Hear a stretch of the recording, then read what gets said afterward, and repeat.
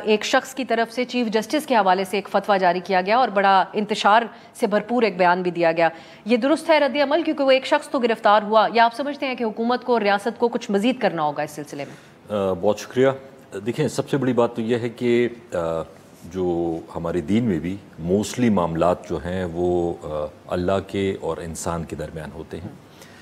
باقی کچھ چیزوں میں اسٹیٹ کا رول آتا ہے، لیکن یہ لوگوں کے خلاف فتوے دے دینا، قتل کے فتوے دے دینا، یہ مطلب برداشت کے قابل نہیں ہے. کیونکہ آج سے پہلے بھی یہ ہوتا رہا اور اس پہ ہم لوگ موسٹلی پولیٹیکل پارٹیز یا بحیثیت معاشرہ چھپ رہتے ہیں.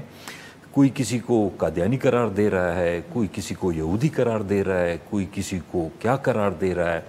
تو مطلب یہ چیزیں جس کو دوسرے الفاظ میں یہ بھی کہا جاتا ہے کہ مذہب کے ٹھیکیدار بنے ہوئے ہیں. ایگزیکٹلی. دیکھیں، آپ مذہب کو اپنے پولیٹیکل گینز کے لیے یا اپنے پرسنل گینز کے لیے جب استعمال کریں گے تو وہ تو الٹا مطلب مذہب نہ ہوا، وہ تو آپ کوئی اور، اس سے اچھا ہے کوئی اور پالیٹکس کر لیں.